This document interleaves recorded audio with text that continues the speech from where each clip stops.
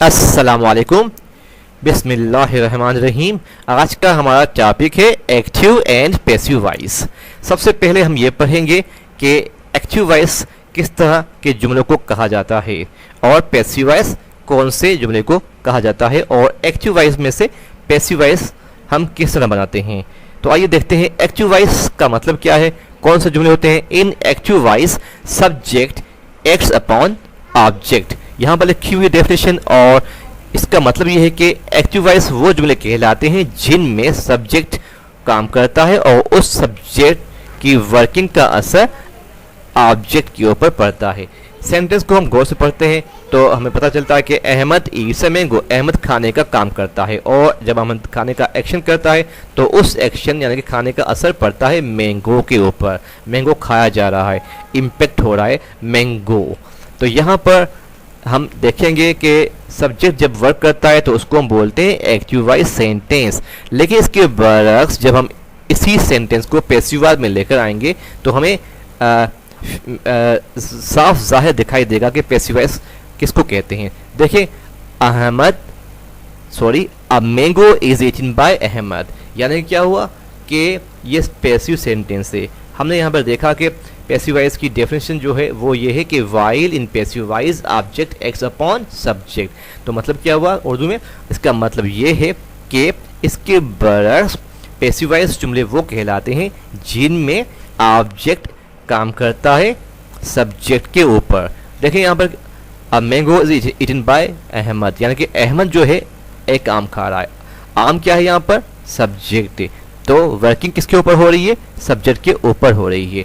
और passive voice को बनाने के लिए हमने कुछ रूल्स को फॉलो किया है, यानी कि अहमद को रिप्लेस किया है हमने ऑब्जेक्ट में, और मैंगो को रिप्लेस किया है हमने सब्जेक्ट की जगह पर, और इसके बाद हमने इस ऑक्सिलरी वर्ब का इस्तेमाल किया है क्योंकि सेंटेंस यहाँ पर लिखा हुआ है इंडेफिनिट टेंस, और वर्ब की फर्स्ट फॉर्म जो कि ईट थी उसको हमने ईटन में कर लिया है। आप हमेशा याद रखेंगे जब कभी भी किसी जुमले को पैसिव वॉइस में चेंज करते हैं तो वर्ब की फॉर्म को आप थर्ड फॉर्म में चेंज कर लेते हैं, कन्वर्ट कर लेते हैं। साथ ही साथ आपने सब्जेक्ट को ऑब्जेक्ट में और ऑब्जेक्ट को अपने सब्जेक्ट में रखना होता है बाय का इस्तेमाल करके।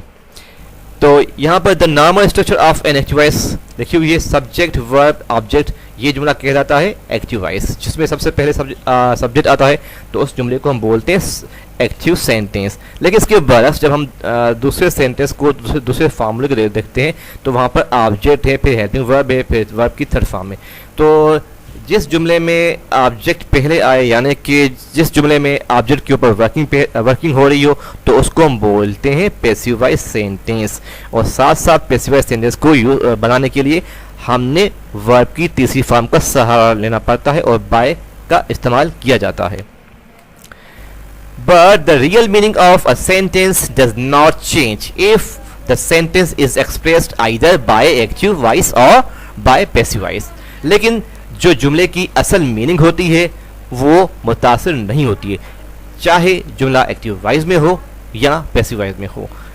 देखिए example, I write a letter, इसका मतलब है कि मैं एक खत लिखता हूँ, और इसको जब हम कन्वर्ट कर लेते हैं पैसिव वॉइस में, a letter is written by me, एक खत मुझसे लिखा जाता है या एक खत मेरे से लिखा जाता है। तो मीनिंग वही है, मतलब वही है, लेकिन क्या है कि कंस्ट्रक्शन ऑफ सेंटेंस मुकम्मल तौर पर चेंज हो जाती है। यहाँ पर हम देखते हैं कि सब्जेक्ट काम करता है, लेकिन पैसिव वॉइस में हम देखते हैं कि सब्जेक्ट के ऊपर वर्किंग हो रही है।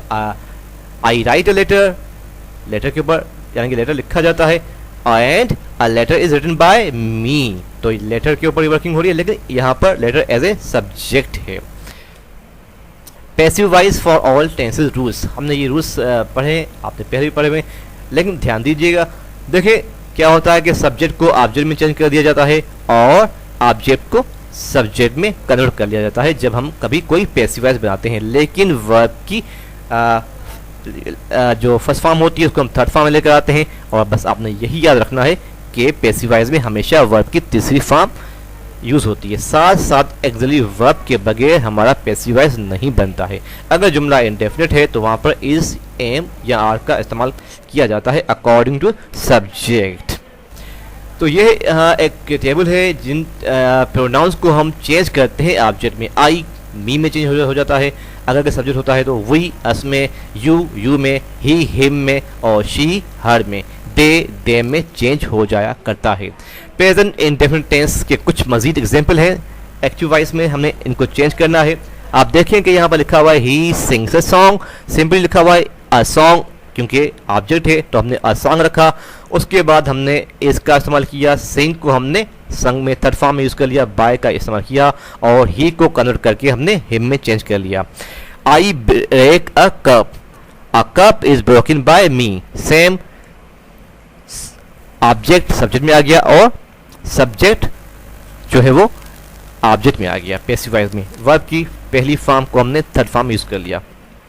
माई mother beats me, I am beaten by my mother, ठीक है। You steal my pen is stolen by you. My pen क्योंकि ऑब्जेक्ट है हमने पहले रखा और उसके बाद स्टील को थर्ड फॉर्म में यूज कर लिया by you. You help them, they are help by you. अब यहाँ पर क्योंकि जो है देम का सब्जेक्ट बन जाता है दे, और दे क्योंकि प्लूरल है तो हमने आर का इस्तेमाल किया है। हेल्प में आ गया, they are help by you. कुछ नेगेटिव सेंटेंसेस भी हैं जिनको हम चेंज करते हैं। He does not sing a song, आप देखेंगे डज को हमने कन्वर्ट करना होता है इज में, क्योंकि ये इंडेफिनिट टेंस है तो हम क्या करेंगे, अ सॉन्ग हम पहले रखेंगे क्योंकि ये ऑब्जेक्ट है और ऑब्जेक्ट को हमने कन्वर्ट करना है सब्जेक्ट में। A song is not sung by him, अब यहाँ पे सिंग को हमने थर्ड फॉर्म यूज कर लिया। इसी तरह she does not help them, और बिल्कुल सेम सेंटेंस है लेकिन क्या है कि नेगेटिव है। अब हमने क्या किया, they are not help by her.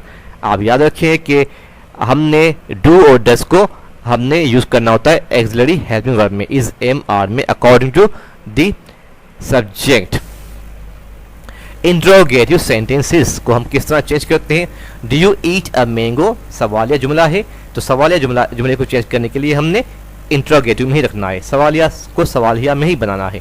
Do को क्योंकि हम चेंज करते हैं इस एम आर में, तो यहाँ पर जब हम अ मैंगो को ले आते हैं तो अ मैंगो क्योंकि एक सिंगुलर मैंगो है इसलिए हमने उसके साथ इसका यूज कर लिया। Is a mango eaten verb उसी जगह पर है, ईटन बाय यू।